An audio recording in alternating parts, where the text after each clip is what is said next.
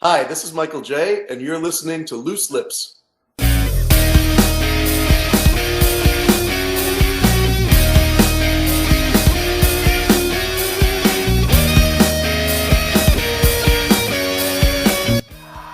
Tim Moss. Ike Avelli. How are you? I'm wonderful. How are you doing? I am good. I'm enjoying all the pumpkin shit that's been coming out now. Oh, I'm already sick of it. Yeah. The coffees, the munchkins, the Pop-Tarts. The Christmas decorations in the stores. Yeah. It's not even Halloween yet. It's been well, out. Anyway, firstly, welcome to Loose Lips. Yes. Yeah, I was going to say, in the summertime, I bought suntan lotion. It came with a candy cane. Yeah. And it's like, what are they doing here? It's like rushing it off on us. But Tim, our show, as always, is sponsored by our favorite product, Uber Lube. Yay. I know. And it comes Lube. Travel size and glass bottles. Yes, super mega sized for you. Yes. And they actually come in bigger bottles than this. And listen, it's like the glass. Yes. It's high quality. So shout out to uberlube.com. Get all your products there. We love it's Uber not Lube. just a lube. It's used in a lot of salons on hair as a hair product. Yes. It lubricates the hair too. So finishing product. You can just be lubed on one end or the other. Moving on. Yeah. How was your week? Your week was good? My week was really good. Yeah, it was so busy. I honestly can't even remember everything I did. I have no clue what I did. We got a lot coming up too, so it's think ahead, not behind. Yay! Or if you are going to think behind, use Uber Lube. Yeah. So, Tim, new listeners again. We want to give a shout out all over the U.S. We got Seattle, Los Angeles, Detroit, Teaneck, New Jersey, Honolulu. Yes. Come on, hello. Easton, Pennsylvania, where I used to live, right? Mm-hmm. Austin, Texas, and Richmond, Virginia. Yes, but we're not just domestic. We're international, too. Yes, we got some wonderful friends in the UK and New Zealand, Canada, Australia, Germany. Welcome. Yes. Thank you for tuning in. Send the invites. Send the invites so we can come out and perform already. Absolutely. We would love to go to all these places and perform. But I'm going to kind of skip ahead and let's get our guest out here because our guest star is absolutely mind-blowing. Yes. I absolutely love and adore this man. Our guest tonight, he's been in the music business for over 30 years. Started out as A&R executive for Curtis Mayfield's record company in Chicago. But it was his brilliant songwriting and producing skills for Miami Sound Machine, Mandy Moore, Celine Dion, that would see his songs selling over 75 million records worldwide. I don't think we'll ever get that many downloads, Tim, will we? I don't think so.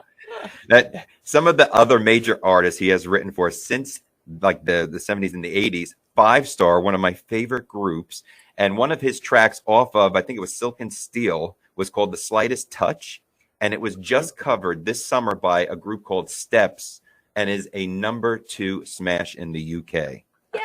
Yay! He also wrote Martika's huge hit, which was a #1 in the US, called Toy Soldiers, which Eminem covered or did a sample and was a smash hit too.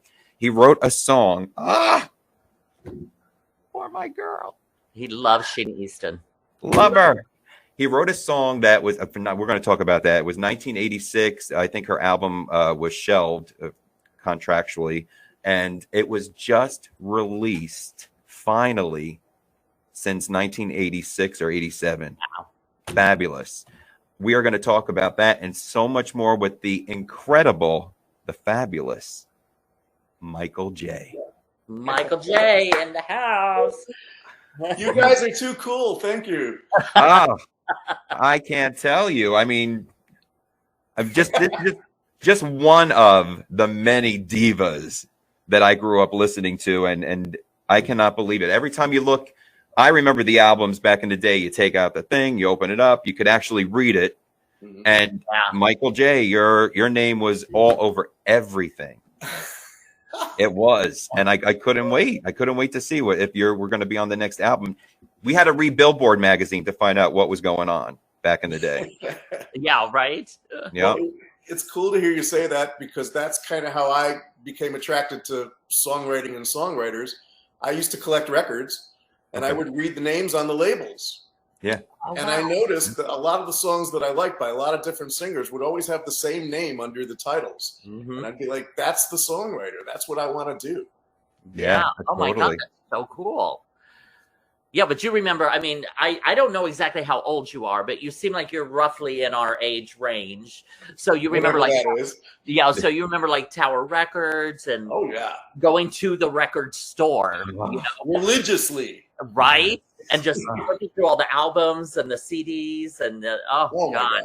I That missed was that. heaven. I missed that. I got to tell Right, you. that's something that this generation, they will have no idea what that is. The joy of going there when a new album finally came out, you know, was This released. generation has no concept of how music was collectible. Right. Yes, right, Yeah. right. Right. That's sad. Yeah. Yeah. The smell of vinyl when you How they walk collect into it. that record store, it was just like, and then the beauty of it was when you get the double albums and you get the pictures of the posters and the big. Yeah. Now you open up the CD, you're squinting. I'm like, what the hell? But you know, I was the like great thing is struggling to that- read the producer notes. The great thing is the Tower Records, if you remember, was open 7 days a week until midnight, even on holidays, even on Thanksgiving or Christmas or New Year's. You could go there at 11 p.m. and the place would be filled with shoppers. Right? Yes. No more. No more. But didn't Tower Records reopen again? But I think they're online only, right? Or there's something? That doesn't count. No, that's not Tower Records. No, but I thought one store is still open. I thought they said there's one that's open. Maybe in Japan or something. I think they still have like HMV somewhere in China or something. I don't know. Yep. So how did you get, like, who influenced you to become a musician and a songwriter? And Well, who influenced me? It was a lot of the writers' names that I saw on the labels of the records that I was reading. Every time I heard a song that I liked, I wanted to know who wrote it. And it was always the same group of writers, whether it was David Foster or Peter Allen. I mean, I remember probably the first time I noticed it was Olivia Newton-John's single of I Honestly Love You. And I looked at that name and I saw, oh, Peter Allen wrote. Somebody named Peter Allen wrote that. And then maybe a year later, Don't Cry Out Loud by Melissa Manchester. And I looked at it as, oh, Peter Allen wrote that. Yeah. You know, and I'm like, wow. So I just started becoming a fan of the songwriters. And then I would just buy anything with their names on it. David Foster was a huge influence on me at the time. And people like Burt Bacharach, just, you know, amazing songwriters. I just became a fan of songwriters, really. Mm-hmm. Well, now you're in LA, and are you from LA originally, or where are you from? I'm from Chicago. Oh, okay. So you had like that music influence there, like a lot of jazz in Big Chicago. time, but I didn't know I was going to be. I mean, I dabbled with writing songs like in high school, like for high school plays and stuff like that. But when I got into college, I was the music director of our college radio station.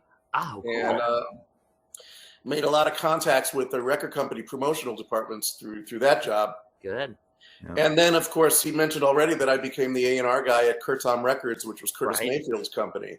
Yeah. And, you know, that was a short-lived position. And then I moved to L.A., and I thought I had the credibility from that job to get an A&R position in L.A. at a major label. And I was turned down by all of them. So I was kind of stuck out in L.A. with no job and no income. And I discovered this place. Stop me if I'm jumping too far ahead. No. I discovered a place called the Los Angeles Songwriter Showcase, where every week songwriters would come to this place, and there'd be an A&R person who was the guest of honor that week who was looking for songs for a particular artist on their roster. And behind them on the stage was this huge roulette wheel. They called it cassette roulette. And you put cassette tapes in the wheel. What? Oh, And the A&R guy would spin the wheel, like whatever song it landed on, they'd play it, and we'd all watch him listen to it live on stage. that is And, so and we get to hear his reaction to it.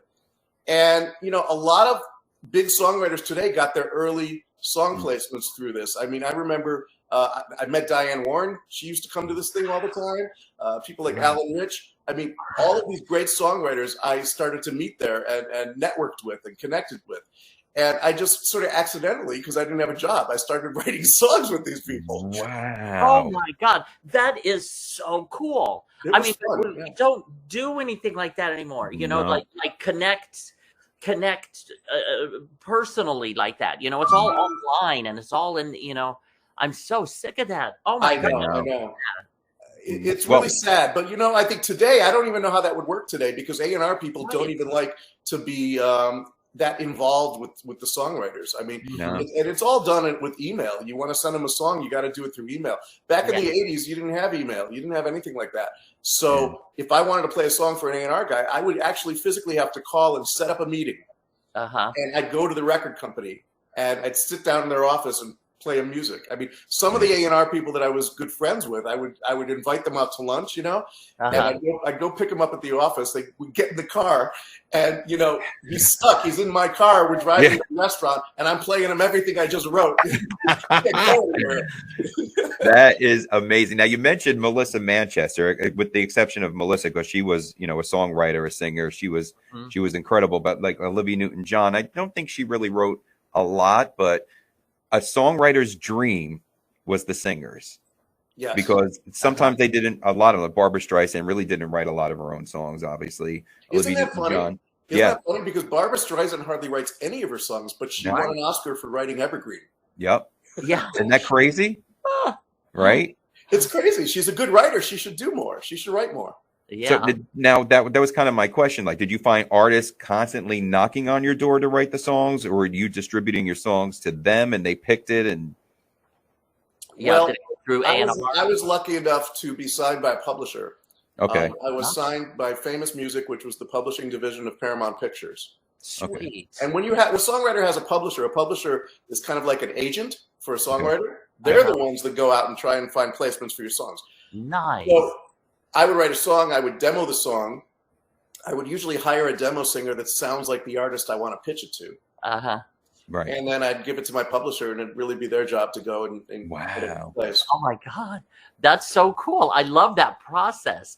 But again, it was very hands-on. It was very meetings, lunches. You know, and all of that has just been taken out of the equation. Can you believe how the industry has changed so drastically to where, I mean, we can go through a pandemic and continue doing this because we never meet in person anymore. No. We can do it all from home. Yeah. And the sad thing is, I know that if I had to start again today and decide what I wanted to do for a career, I don't think I'd choose this because I don't know how you can really make a good living doing this right now. I mean, all the royalties come from streaming and the streaming royalties are no. Yeah. You're right. Yeah. And even the mystery is kind of gone too. I mean, we never knew when an artist was releasing anything, you know, now you hear about it on the radio, on the internet, they're working on this. When that single dropped, you were like, oh my God, you heard that voice. It was distinct on the radio of the favorite artist you had. Their voice stood out. Now everybody kind of sounds the same. Well, that's true. Yeah, that's true. And also one of the things that I miss are albums. Where you have, and then you have to flip it over and you have all the other songs on the other side. Now it's all singles. Everybody just drops a single. And rather than, you know, if you didn't write the single, you're not making a whole lot of money. I don't know how you can make a living. Right. But, you know, back in the day, you know, like, you know, he mentioned earlier that I wrote a song for Celine Dion and that it wasn't a big hit for her, but it was on her album Falling Into You. And the album itself sold over 30 million copies. So that means as a songwriter, I'm paid on 30 million sales, whether anybody listens to my song or not. Yeah. Right? Isn't that fabulous? That works. Fabulous. Can I borrow $1, Mike? So did Celine seek you out, or was that the A&R, or how did that work? That's a very unusual story. I love it. Yeah, I had some success doing some songs for Clive Davis. You know, when he was the president of Arista Records, I had 3 singles with him, Expose and Patrice Rushen and stuff. So he actually, it was very nice. He came to me and said, I'm doing a new album with Aretha Franklin. Can you write me a song for Aretha Franklin? And I'm like, yeah, I'd love to. Sure. Thank you for the opportunity. And so, my co-writer and I, we got together and we wrote a song that we felt would be a great song for Aretha Franklin. And we played it for Clive Davis, and he hated it. Just complete. I mean, it wasn't even close. He didn't even, usually he'll say, fix this, do this. But he just thought we were so off the mark. Because what we did is we wrote a song that sounded like early Aretha Franklin, like her early R&B years, and not what Clive was doing with her to sort of bring her into the 80s. And so, it didn't work. He didn't like it. And we were so embarrassed by his reaction. We never really played the song for anybody anymore. So fast forward a couple of years, and my co-writer, whose name is Claude Gadet, he got a job as the musical director for Celine Dion's tour. So he's touring with Celine Dion. He's playing keyboards on all the shows. And they're chilling backstage one day, and he hears her say, on the next album, I'd really like to have a song that sounds like Aretha Franklin. There you go. He pulls out the song and he plays it for her, and she's like, oh my God, I want this song.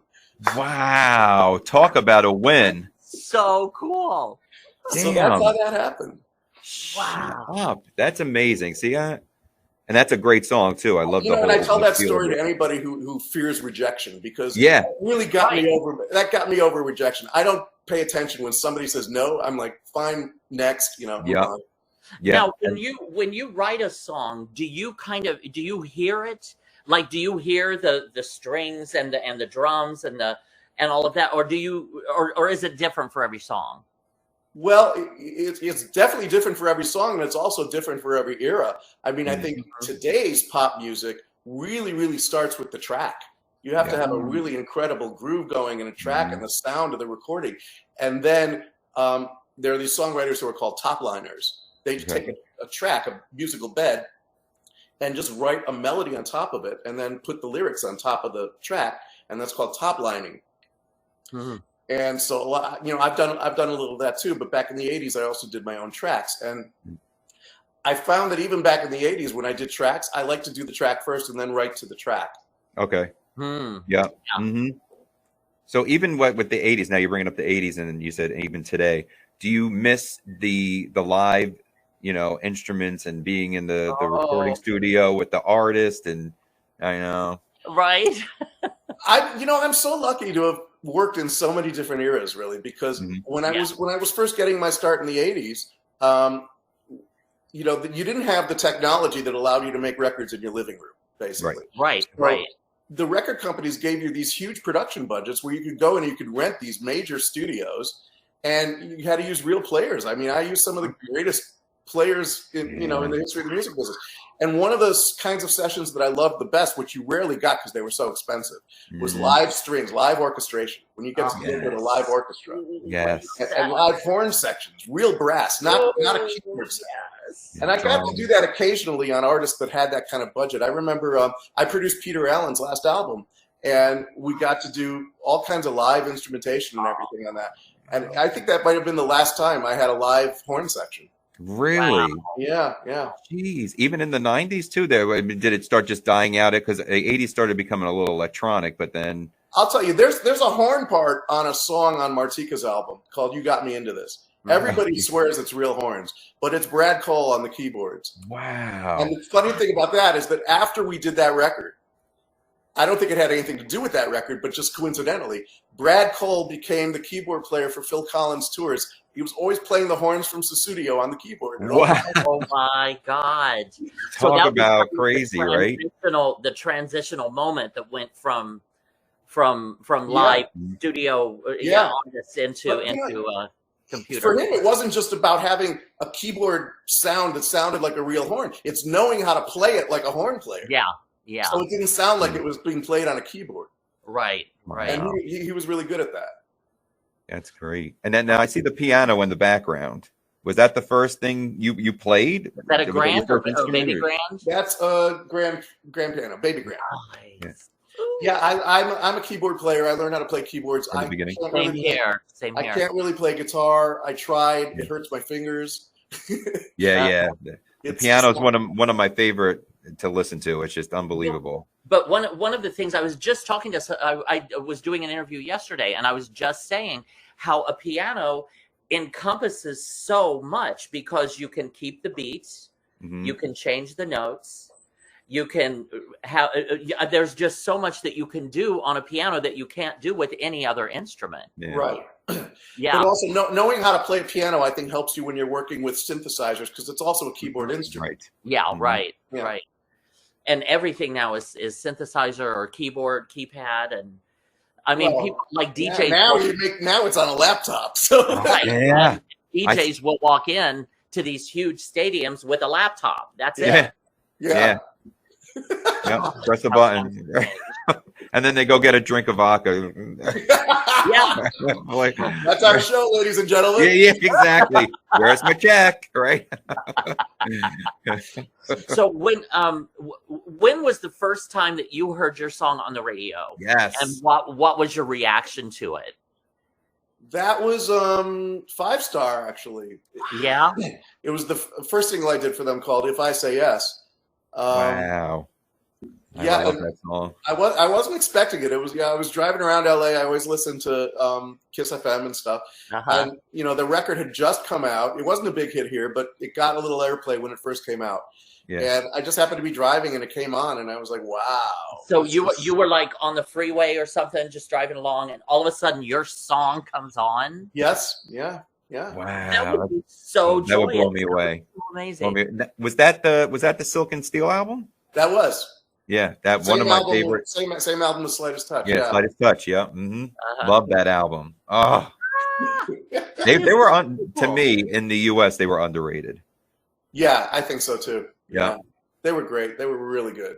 So let's move forward a little bit, because Slightest Touch, now that you brought that up, huge hit again in the UK. Unbelievable! It feels like I won the lottery or something. I love it. Amazing. It's great to have a hit when you didn't have to do anything for it. I just got out of bed. No problem. Pick any song, right? How did that come about? I'm so happy. I actually, funny enough, I was a fan of Steps. I was always a fan of Steps. Yep. I follow music all over the world. So even though they're not popular in the United States, I've been to London a lot. I've worked there a lot. I know all of the acts that are big in the UK that aren't really popular here. And so I was always a big Steps fan. I have all their previous albums. So when I heard they were doing the song, I was just over the moon. It was so amazing. Yeah, totally. Now they came to you, or is again through the when you're covering a song, you don't have to go to anybody. You don't have really. You don't even need permission. You just cover it, and you get a license from the publisher. And in my case, the publisher on that song is Sony Music. So nobody came to me. No, they just do it, and then you find out. Well, there's the mystery we were talking about before, right? Yeah. And it's funny because I know their A&R guy at BMG in London, and when I found out they were doing the song, I sent him an email. I said, "I don't know if you had anything to do with picking this song, but I want to thank you." And he goes, "No, Steps picked it. They just wanted to do that song." Wow. So, and then they did everything, and you just get a check in the mail. Yeah, I didn't produce the Steps version. I produced the 5 Star version. Right. Yeah.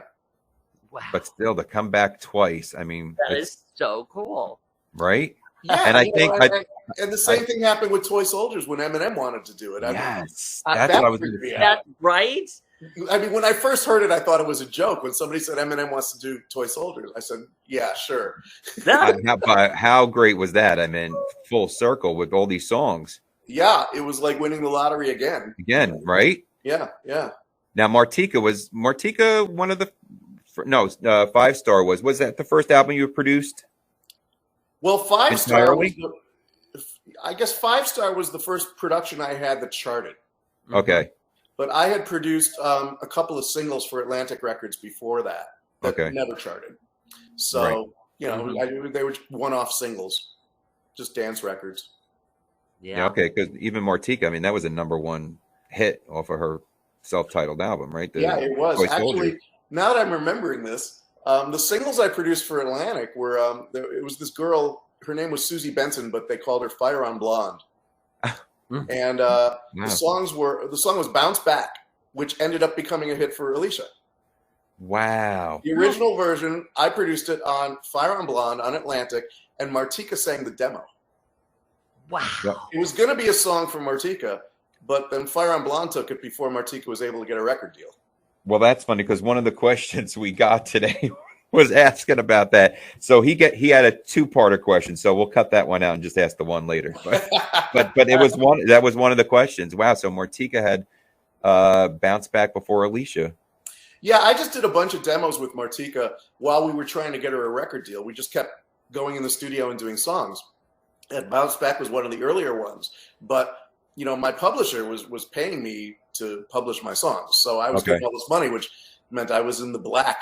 I was in the red. I owed them money. So they weren't going to hold the songs for an unsigned artist. And Martika was an unsigned artist. So if they could find a placement for the song, they were going to give it away. And I had no control over that because I signed a contract. Yeah, okay, got it. Martika lost Bounce Back to this Atlantic group. Wow. Jeez. And I have to tell you, that's one of my favorite songs. Oh, thank you. Alicia.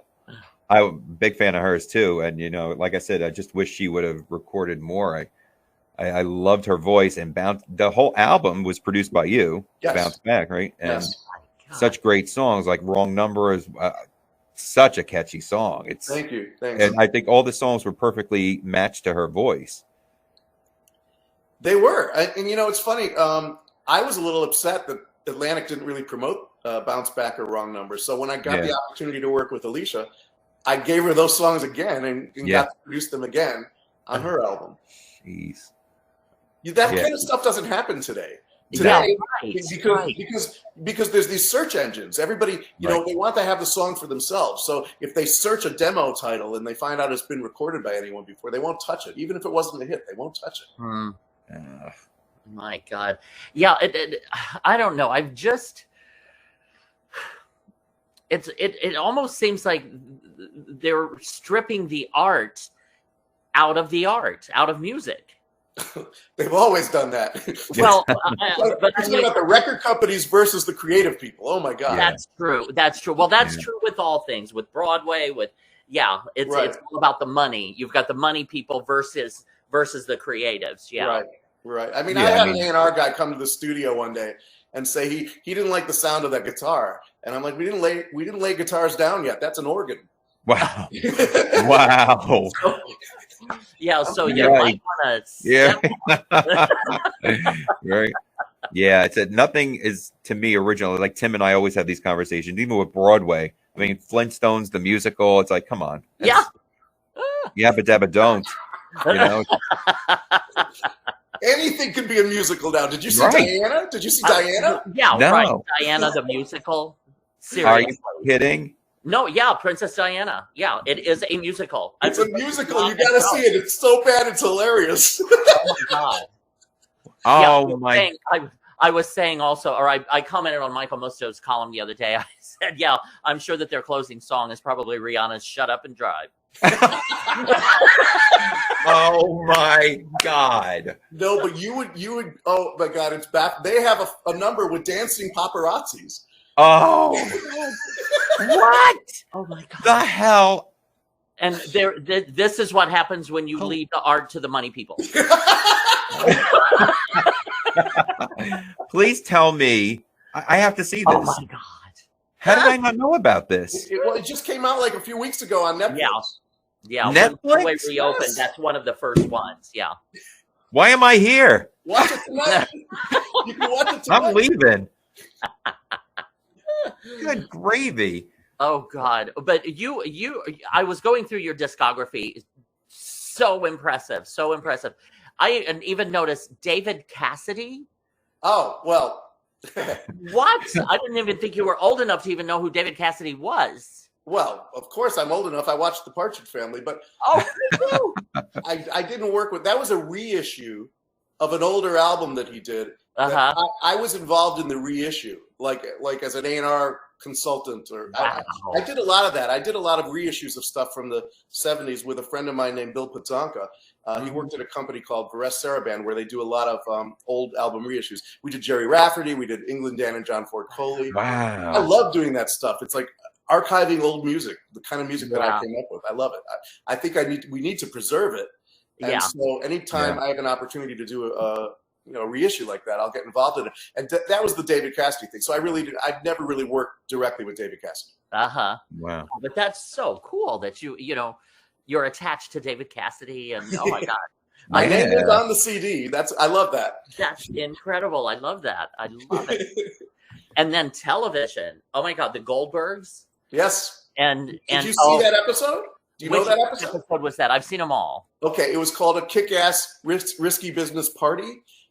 You would know because they played my song Toy Soldiers like all over the episode. Oh, okay. Uh-huh. I have to watch this now. Yeah. The whole episode was about toy soldiers, basically. And what was the episode title? It was called A Kick-Ass Risky Business Party. I love that. The 80s risky business. Yeah, I love that. And so it starts out with the little boy on his phone to his girlfriend or something, and he's singing Toy Soldiers or something like that. Yeah. Wow, man. Talk about you arrived when they're playing your songs, right? I've seen some of the strangest things with Toy Soldiers. Like, you wouldn't believe it. I would imagine. You probably know Sandra Bernhard, right? Yeah. Oh, God, love her. Last New Year's Eve, you can find this on YouTube. She did a live performance somewhere in New York where she sang a medley of One Tin Soldier with Toy Soldiers. Yeah, she did it at Joe's Pub. Yeah. Oh, right. Yeah. So, I mean, I always hear the strangest versions and cover versions of Toy Soldiers. It's amazing. I would have told her, pay Michael J, because I go to the show every New Year's when she does it. I would say, where's Michael J's money, Sandra? Yeah. But I gotta say, my favorite cover version came out a couple years ago by Silver Sun Pickups, and it was produced by Butch Vig, who was the producer of Nirvana's Nevermind album. Oh. And he produced a version of Toy Soldiers. I'm like, what? Wow, how cool. I definitely have to hear that one because that has to be a different version. That's a cool version. I like that. Yeah, I would imagine. I like it when they change it up. Like there were some like these rock bands that were singing Britney Spears songs, but they changed the whole style of it. It was amazing. Yep. There was another version by this girl named Shimmer Johnson from Canada. She's really cool, but she changed like the melody in the chorus and made it really darker than it is. It's really? Oh, that's amazing. And Tim's actually a singer as well, and he kind of did that with Creep. Oh, yeah. Creep? The Radiohead song. Yeah. They're very dark. It's amazing. Yeah. Well, I'm going to have to see if I can send it to you, Michael. It's incredible. I'd love to hear that. Yeah. And speaking of, so you said TV, now film too, Top Gun, one of the biggest soundtracks. Yep. And Miami Sound Machine, bam. Just your track is on there. Adjustment. Continue talking. Okay. That was amazing. I told you I was signed to Famous Music, which was the publishing division of Paramount Pictures. Mm-hmm. And so any writer who was signed to that company during that time had first access to all the films that Paramount was making. So this was around 1985. I was a new writer there, and they asked me to look at some footage that they were filming of this new movie called Top Gun. Oh my! And Tom Cruise wasn't a big star yet. He had made just Risky Business was the only movie he had before that. Right. And so, I thought, I didn't think it was going to be a big movie. Whatever, I'll go have a look at it. I'll be a team player. I'm doing it. So I went and I looked at it, and they said, we need songs for this scene and for this scene, and it's got to sound like this and blah, blah. So I went back and I wrote a song. And I took all of the notes and everything. And when I played it for them, they loved it. And they asked for some lyric rewrites here and there. And we did that. And then they found Gloria Estefan and her Miami Sound Machine and got her to record it. And it got in the movie. And I was like, that's nice. So I succeeded. But I still didn't expect it to be a big movie. When they were showing me the dailies, they didn't even put the sound effects in yet. I didn't know how movies were made. Wow. I'm looking at scenes of planes flying around without any sound effects. I'm like, this is going to suck. Yeah. Bam. Nobody's gonna watch this movie. Oh my god. Now, but I'm interested. Now, did you see the dailies to create the song?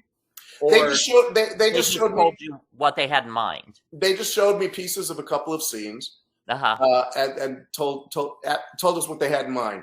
I mean, they would put temp music in these scenes. Temp music is music that they're not going to license to the film. They're just putting it in there temporarily so that they can cut the scene to the rhythm of their tempo, Right. And so the song that we were writing had to match the tempo of what was in the temp music track. Right. Okay. That was really the big thing there. So yeah. That is so cool. Yeah, I mean, film, TV. I mean, that's... But back to TV real quick, because another show that I just love is Scream Queens. Oh, yeah. So tell me about that. What was? Wow, I can't remember what was. It might have been. Was it Toy Soldiers or? It might have been Toy Soldiers. That gets licensed into a lot of shows. It was in The Simpsons. Yeah. Wow, I mean, talk about a winner. In Scream Queens, it might have been Toy Soldiers, but I'm not 100% sure on that because it's so long ago. I don't remember. Yeah. I'd have to look it up. Oh, but I love that series. That was hysterical. That was great. Yeah. So I'm gonna bring up something a little past, a little present, because I have to, because the Sheena Easton fans. Sheena Easton. Okay. I just be over have here. to ask you, but love this woman to no end. So I remember, I think it might have been in Billboard magazine where they were talking about you may be working on something for Sheena Easton. And this was back in, I think, 86. And it was for her No Sound But a Heart album. Yep. And then it wound up, I think, contractually it got shelved. And your track, which is now on her definitive singles, 1980 to 1987, which was just released like 2 weeks ago. And that was also first time for her in a long time to be in the UK charts with her album. Yeah. So how did Anything Can Happen? I gotta tell you, when I first signed with Famous Music, Alan Molina, the vice president there, he came to me and he said, make a wish list of the artists that you would love to work with. And I love working with people like that because you give them your wish list and then they go after those people, right? Yeah. And at the top of my list was Sheena Easton. I adored her. I loved her since Morning Train, every album. I was such a fan, and she was somebody I really wanted to work with. But remember, I didn't have any credibility at that time. When I signed with Famous Music, I was a new writer. I didn't have a lot of cuts. Yeah. You know, I wasn't a flashy name that you could throw to an artist like Sheena Easton and say, work with this guy. So, you know, it was a bit of a struggle to get songs to her, but she was the one I wanted to hook, you know? Wow. And so, you know, we wrote several songs and submitted them to her and, well, through her record label, actually. And, you know, a lot of songs are usually always passed on. You know, it's rare that they say yes. You get more no's than you get yeses. But when they said yes to Anything Can Happen for Sheena Easton, I was so excited. This was the one I wanted to hook, and so I was devastated when it didn't come out. I mean, I'm sure you can imagine. Oh yeah, but it's just like, you know, in hindsight, it's 2020. I can with 30 years experience in the business, I can understand what happened. She aligned herself with Prince in the middle of making this album, right? Which completely changed her musical direction, the sound and everything. And so they had to start taking songs off of the albums or even not releasing the albums because they wanted to go a different direction with her. So it just ended up in the vault. And I was devastated by that. But here's some fun facts. My publisher wasn't going to let the song go unrecorded because everybody thought it was a good song. Right. So Alan Molina sent it over to Clive Davis again. Okay. He loved the song, and he put it out as a single on Patrice Rushen. Yes. Wasn't a big hit on Patrice Rushen, but the fun fact is, if you fast forward a few years, Patrice Rushen produced Sheena Easton's album No Strings. Yep. How weird is that? Isn't that great? I know. Isn't that something? Yep. I remember because I think that she might have. I think Patrice Rushen did. There was a song that Sheena was in a movie and she was singing. It was The Nearness of You. Yeah, that's on that album. Yeah. Right. Yeah. And I think she produced that and it was in the film and then they went and recorded the album after. Yeah. That was great. So, and her vocals on this track, it must have been a dream for you because she was belting and piercing notes like nobody's business. Now, I didn't get to produce that. Because I was too new as a producer or as a writer. Right. Nobody knew me. So, and she was Sheena Easton. So she was going to work with an established producer. So the guy that produced that was Nick Martinelli. Yes. Now you ready for another fun fact? I love this. Yep, I'm ready. Nick Martinelli produced the first 5-star album. I replaced him on Silk and Steel. Oh my God. Man, see, that's what I'm saying. The names, right? It's like now you don't know who anybody is that's producing anything now. It's like, but you knew who these artists, the producers, you knew their names. Absolutely. and it was like some sort of revenge or something that I was replacing him. Yeah, right. I'll show you. Yeah. Oh my God, that's amazing. Well, so are there any artists or any singers out there that you've always wanted to work with or you would love to work with that you haven't worked with yet? Barbra Streisand, if you're watching this right now, please call me. Yeah. And I'm going to call her right after the show. I'll sing back up. Love Barbara. Oh yeah. That would be amazing. Yeah. And I love it because I'm friends with her A&R guy. Every time she does an album, I write songs for her, submit them. Doesn't work out. I have a whole bunch of unreleased demos that sound like Barbra Streisand. You guys might love them. Oh my God, I would love that. Yes. Oh my God. Send them. Oh, would love to hear them.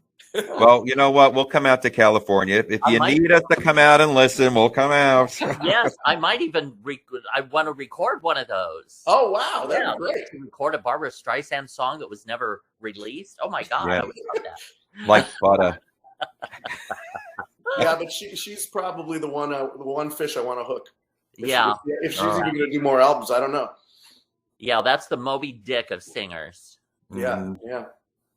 Speaking God.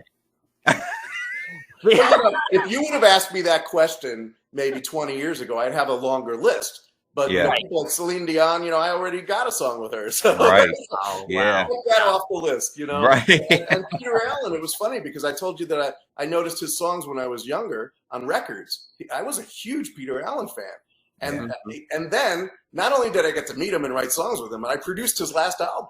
That's insane. That's milestones that you've had in your career are just incredible. The artists you've worked with. That's what I love is you follow your heart, you follow your desires, and that they manifest. That's great. That's wonderful. Yeah. So what does Michael J have in store? Oh, I don't like to talk about that stuff. Future stuff. Because it's like, then what if it doesn't happen and there's this record of me bragging about it? Yeah. All right. So then we could give you the other option, which is the worst celebrity you ever worked with. Oh my God, you guys are killing me. You guys are killing. Well, He's thinking they could be dead. It'd be easier to answer if they were. The thing is, I have good relationships with a lot of the artists that I worked with. That's good.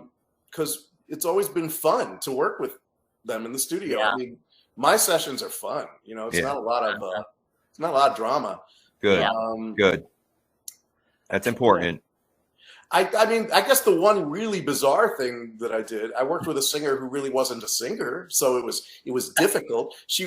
I wouldn't use the word worst because she was a trooper. She was really, really trying to give her all and give her best. And this was before auto-tune? This was before auto-tune, unfortunately. I was going to say Lady Gaga, but I guess He does not like Lady Gaga. I'll tell you who it is. Nancy Kerrigan. Oh my God. That's fabulous. Why me? That is ridiculous. After she won the silver medal, she was so famous. Everybody was signing her to do things, and Universal released a single on her of a song called Shining Through that I wrote and produced for her. Oh my God, that's awesome. I love that. Oh my God, you have tackled it all. You really have. Okay, so Michael J., what would you say is your biggest, most proudest accomplishment? You got a few of them, huh? Yeah. Take your time, give us a few. That's fine too. I don't know. I think we made a hit on them. I mean, Toy Soldiers for me. Yeah. I don't know if I could ever top that. I mean, it's been 30 years or something, and I haven't topped it. That was just a moment. I don't know where it came from. I was making an album for Martika that was meant to be a fluffy, light pop dance album. Yeah. And then all of a sudden, there's this 5-minute funeral dirge with a children's choir. And, wow.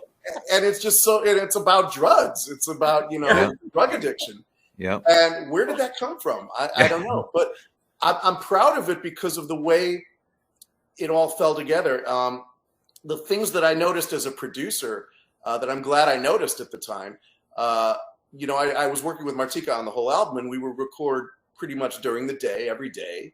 Mm-hmm. And it was fun. But when we tried to do Toy Soldiers during the day, something was wrong with it. And I noticed, because I hung out with her a lot and her family, we were good friends. And I noticed that at night, Martika had a very different vibe, just in general. So I'm like, let's record your vocals at midnight. Yeah.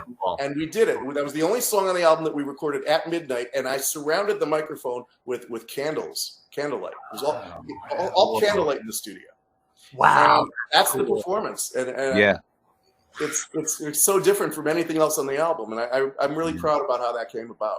I mean, that song has the longevity. It's just like you could listen to it today and it still sounds current. Yeah. Yeah, isn't that weird? Yeah. Oh my God. Yeah, no, I am just loving these stories. I mean, you just had such an incredible, fascinating life. Yeah. Just filled with joy and your purpose. You know, what you're supposed to do, you know, and all the contributions you've made to American music. Thank you. It's great. Yeah, seriously. Thank you. Yeah. I'm blessed because this is something, you know, when I was in my 20s, never thinking, wow, Michael J is on this album. I'm going to be talking to him. Yeah. You know, so many decades later. It's an honor to have you on this show with us. Oh, yeah. I'm serious, Michael J. You're incredible. You are. Seriously. Well, let's see what you think of us as we play the next game, and then say what you think. Oh. So the next segment, and we're hoping you stick around for our segments because we're gonna have a little bit of fun. We would love to have you stick around. I'm not going anywhere. I'm home right now. So all right, perfect. Let me get my cards. Oh, we're playing poker? Yeah. You don't want me to strip, trust me. So we're gonna play a game. We're gonna say, or Tim, you explain this better than I do. Okay, well, it's called What is Michael J Thinking? And we'll give you 2 words. Like say, okay, so the first one we'll say is hot or cold. Don't answer it yet. And then Ike and I will write it down. Just a second. What we think you're going to say. Did you write down? Yep. Okay. So tell us between hot and cold, what would you say? Hot. Hot. Yeah, see, we got it. Yay. Okay. And then we'll see. Wait, does that mean you guys win or do I win? I don't know. No, well, he and I are always competing. We'll send you Uber Loop. I promise. All right, so we keep score, and then after I win, I usually have a cat fight with Tim afterwards. So. Yes. Okay. Because he cheats. Yeah. California or New York City?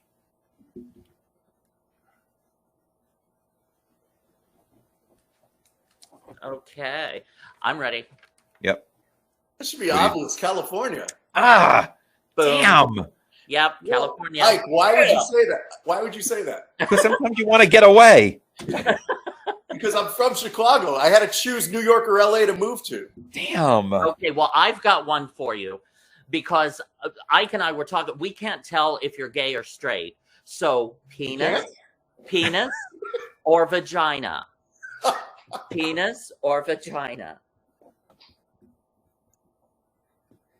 Okay.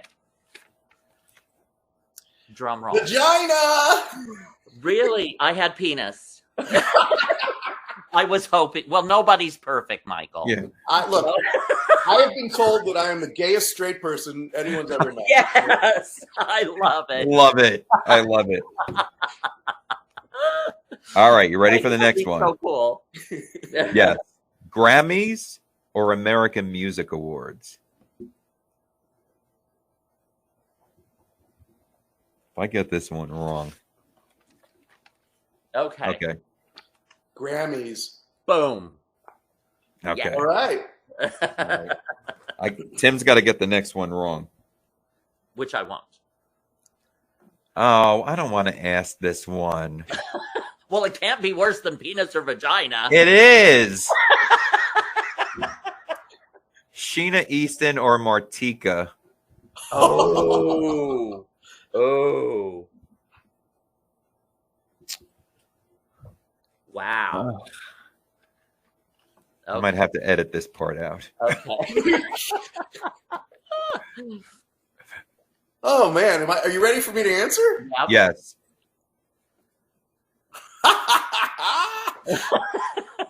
Just say it. Just blurt it out. But that answer could change in 5 minutes. This is a tough one. This could be a tie. I don't know. I mean, I'm probably going to have to say Martika. Boom. Well, she has. Oh, I said it could be a tie, but I said it could be a tie. So I won. Oh, God, you did not, you bitch. You know why that was so tough for me? Because, Martika left me for Prince. Yeah.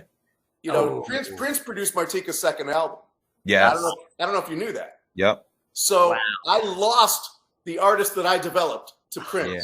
The same way that I lost the Anything Can Happen single with Sheena Easton to Prince. You got the look. Right? Oh my goodness. Damn raspberry beret. All right, last one. Okay. If you had to pick, producer or writer? Oh, wow. Wow, that's a good one. Okay. Okay. Writer. Boom. Oh. All right. You guys are good. Tim won that one. You guys are clairvoyant or something. Yeah. So yeah, should be playing the lottery, right? All right, we have a couple of questions. These are from the fans, and they wrote in. This one is from Gina from Old Bridge, New Jersey. I think we already have the answer to that one. Who do you want to work with, past or present? Oh, Streisand, of course. Yep. Streisand. Okay. Me too. Got that one. Sorry, Gina. This one is from Shane from Orlando, Florida.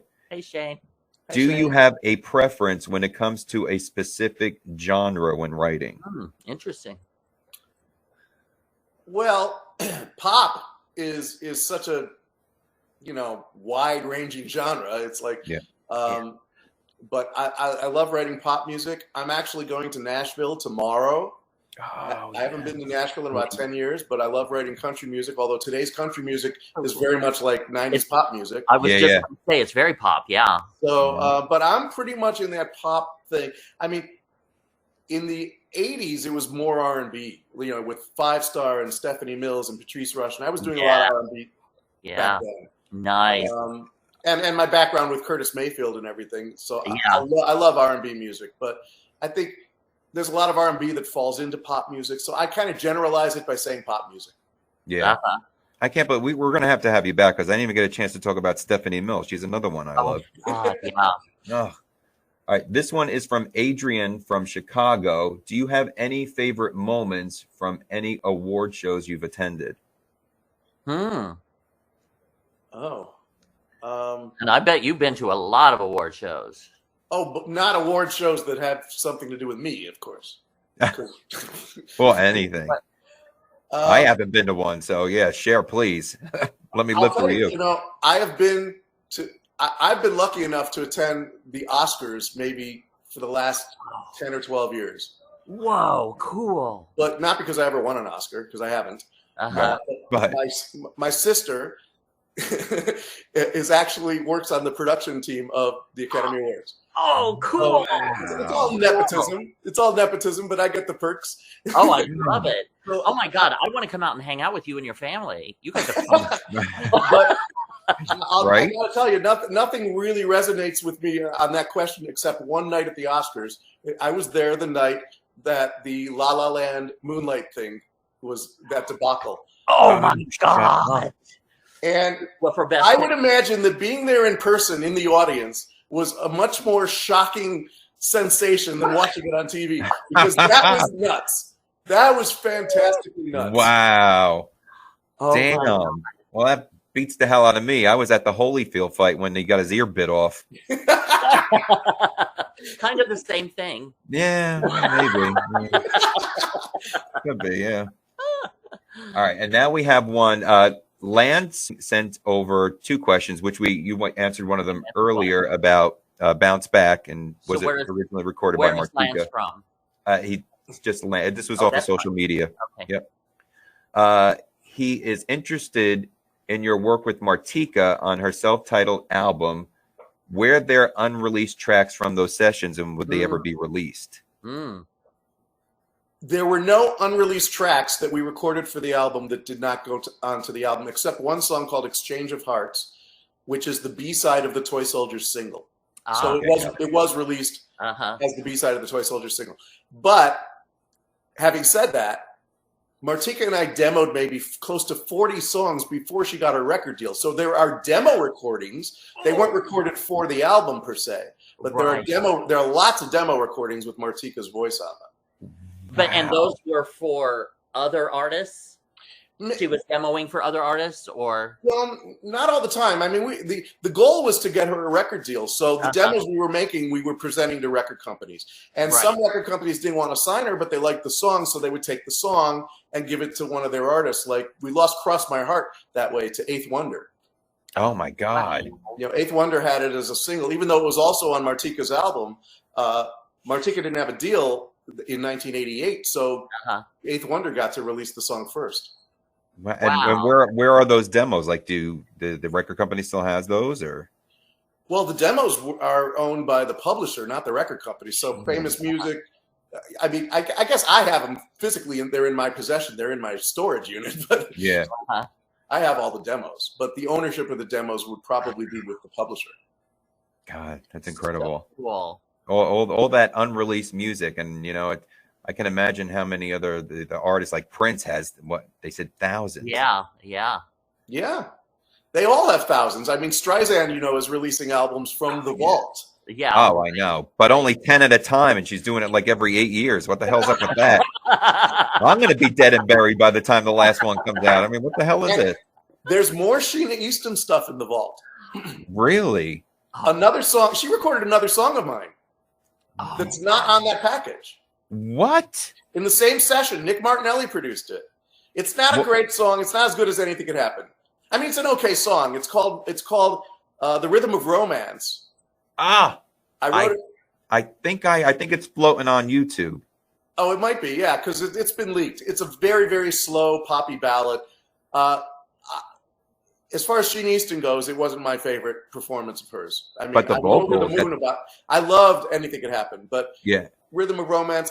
I mean, remember the artist Lulu? Lulu recorded it and released it, and I love her. Okay, I love her version of it. See, I love Sheena's vocals on that one. From what I heard on YouTube, at the end, I mean, she really just. It wasn't Sheena's fault. It wasn't Sheena's vocal performance on Rhythm of Romance is as good as it can be. I think it's the fault of the producer.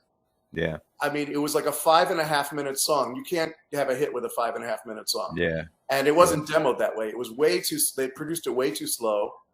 So, you know, those things happen. Wow, this is great stuff. We have to have you back. Of things in the vault is what I'm saying. But we have to have you back. I mean, maybe even next time play a little something on the piano. You know what I'm saying? I have so many unreleased songs. It's in the vault that never came out. You wouldn't believe it. Like Deborah Harry. You know, she did my song "Mind Over Matter" for the movie Summer School. But then they wouldn't let her version be released as a single, so they brought E.G. Daly in to do the version that was the single. But, and if you listen closely, you'll still hear Deborah Harry's background vocals on the track. I am going to go listen now. I'm going to look because I actually that was Mark Harmon, right? Summer School, was it? Yeah. That movie. Yeah. Great movie. Yeah, so it's a cult. That started as a Deborah Harry song. I'm sure Deborah's version is on the internet too. You could probably find a leaked version of that. I am going to look for that because I love Debbie Harry too. God. And I had a Celine Dion song that she didn't release. I had a Tina Turner. Jesus. But, you know, every writer, every songwriter has stories like this. I have a friend, this is going to break your heart. I have a friend who had a song that was recorded, that he wrote, that was recorded for the Thriller album, Michael Jackson's Thriller album. He didn't make the album. Oh my God. How do you live with that? Oh, yeah. No way. Talk about it. Oh. Wow. That's a bummer. Yeah. Oh my God. Jeez. I mean. And I just remembered this. I have a Shaka Khan song that she never released. Oh my God, you're killing me here. And you so she recorded it. She recorded it, yes. And what'd you think of it? It's funny. It's a song called Unpredictable, and I wrote it with Marvin Morrow, who I wrote The Slightest Touch with. Oh, jeez. And how the vocals were great, I'm sure, at Shaka Khan. I don't understand why they didn't release that one. That one is amazing. But, you know, whatever their reasons are, they didn't release it. She was signed to Warner Brothers back then. This is a crime. Yeah. I'm sorry. It's a crime. But my point is that every artist has stuff in the vault. Yeah. They could all be releasing them now, like Sheena did and like Barbra Streisand does, you know? Yeah. Yeah. Oh my God. Yeah, because it's keeping them hidden from the world to share, Exactly. you know? Exactly. Wow. Well, Michael J. Oh, What an amazing hour.